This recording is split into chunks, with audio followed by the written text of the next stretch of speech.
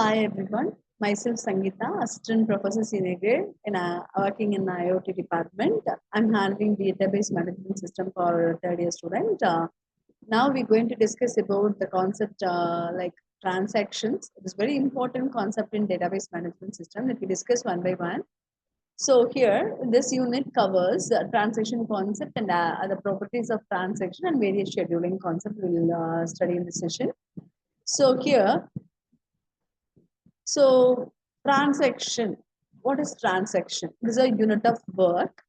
The transaction should be executed. It's when it look like a single unit of work, but inside it, it's a logical instructions, a group of logical instructions, which is executed one by one.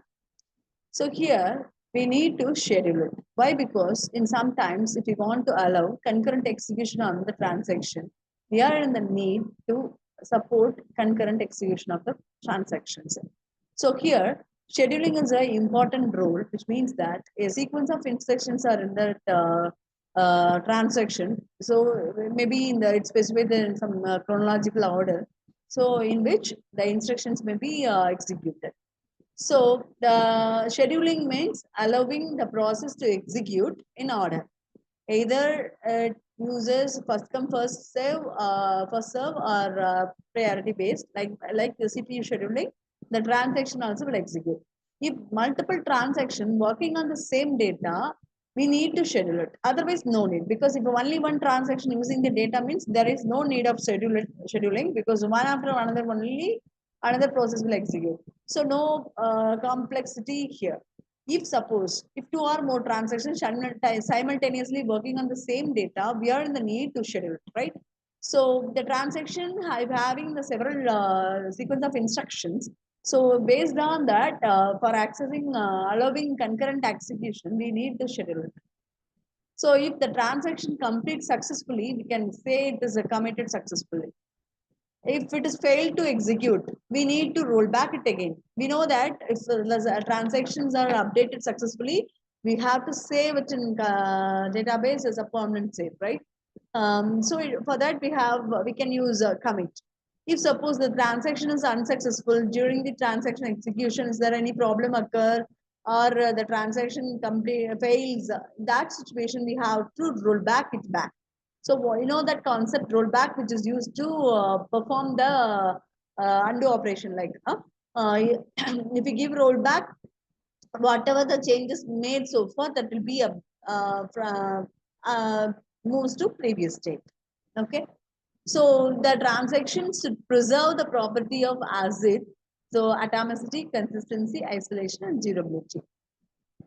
So here, let we take some situations like schedule 1. If suppose there are two transactions, 1 and 2, if both are working on data A and B, means let me take like if T1 is exceeded first. So first method is transferring of 50 from A to B. This is the first transaction.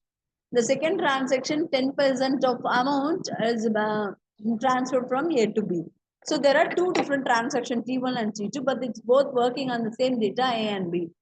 So if it follows some serial order means either sequential order.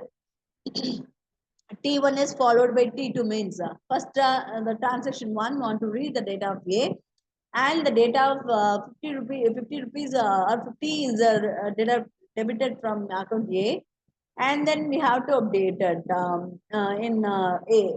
So initially, if A having 1,000 rupees, after deduction and after writing of A, the amount will be updated like 950.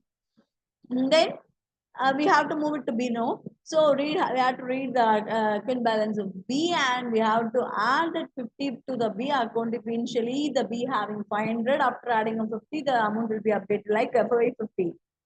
So final after completion, we have to give commit. So now after transaction 1, the value of A is 950, and the value of B is 550. So now the T2 is executing means A takes the value of 950 and B takes the value of 550. So for that value only the T2 transaction will work. Okay.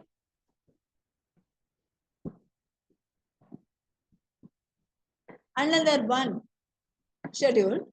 If T2 is executed first, then T1 is executed. Take like this.